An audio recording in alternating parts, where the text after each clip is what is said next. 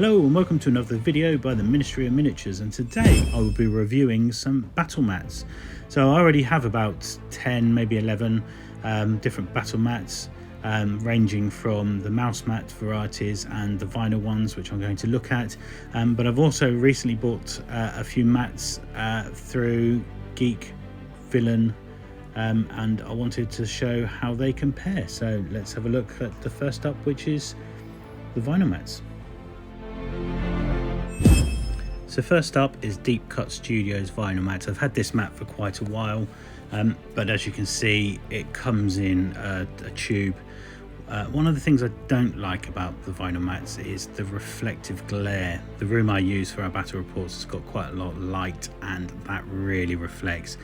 And the other part is, as you can see here, when they're stored for a period of time, the corners and the edges just fold up, which makes it really difficult. I originally bought them because I wanted to put lots of scenery on, but I've not really been able to use this mat very well because I have to pin it down at the corners to keep the edges from rolling up.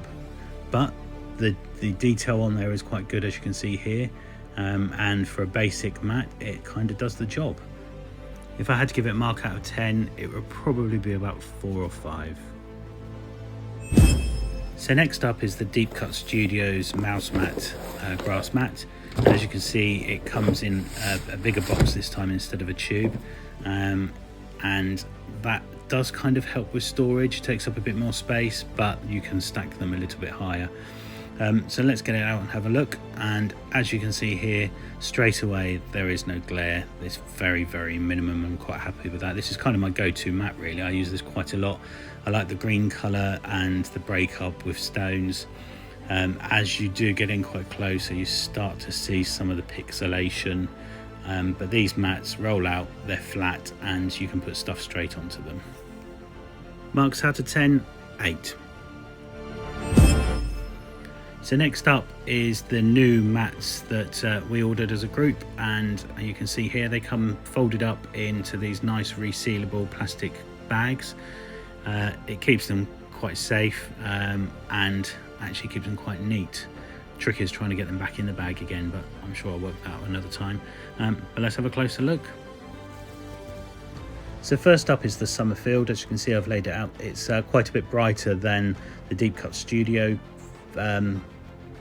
grass mat, but actually that would be quite thematic if you wanted sort of that early summer, late spring. It's been rolled out straight away, so there are some creases in there. You could iron them out, but I think actually if you are able to just push it across, you can get rid of most of the creases straight away. It lays flat pretty much straight away, and as you can see, the majority of the creases have gone just by laying them out.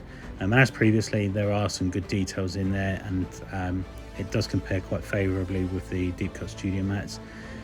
The detailing goes right to the edge. As you see here, it's folded across and the fleece is stitched underneath, so they're quite sturdy, stitching at the edge to keep it all intact, and a close-up shows that actually there isn't much pixelation as you get nice and close with the detail. So next up is the Sicily mat. As you can see, this one does have a crease through it, which it took a little bit of working to get it out.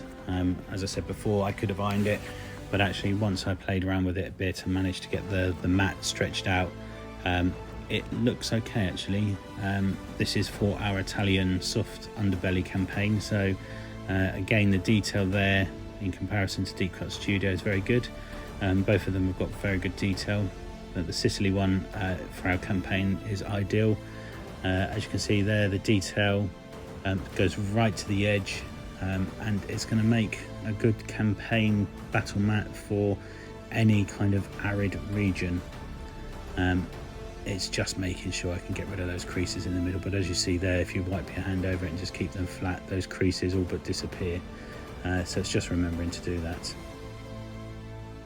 And then finally, as you see there, if the mats move, the creases do come back and you do get the folds, but they are fairly sturdy, and with some scenery on top, they're not likely to move. So there's not really much need to worry about that. Okay, and then finally from the Geek Villain mats, we have the Stoney Grass. mat. And as you can see, this one is has a lot more stones and ruggedness to the mat, so that's the whole intention. What I wanted to do now is just place some bits underneath the mat to see how well it takes larger items. I've seen people place small objects to make small hills, but actually as part of some of our campaigns and battles I want to have perhaps a larger structure. So I had quite a big foam hill that I was previously would have had to put a lot of work into actually making it look semi-realistic, and actually I would only be able to use one for each type of theatre of war. But actually with this you can see it fits under quite nicely. There are a few creases, but actually by playing around with it and getting it sorted and not having it too close, I can actually get the number of creases restricted, so it makes it very, very playable. And as you can see, that then I could put under any of those three mats and it would work very, very well as a hill.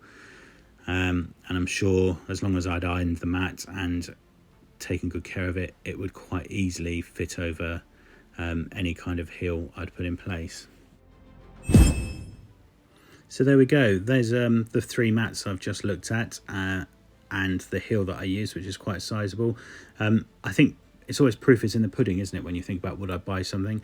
Actually, I'm already looking at buying more of these because I think the flexibility of being able to put those mats over hills and have more depth to the terrain is absolutely fantastic. They fold away nicely. They're going to be easy to keep, nice and safe, and easy to store without taking too much space out. Marks out of 10, I think it's on par. I would give it 8, maybe 9. I think there are some things potentially that I would like to see, so you can't tell, but on the front of the bags it doesn't actually say which mat it was, so just for ease of finding which mat I was after, would be good to have them on there. But I hope you enjoyed this review and look forward to the next video. So don't forget, please remember to like, share, comment, subscribe, and let us know which mat you think we should get next. Take care and see you all soon.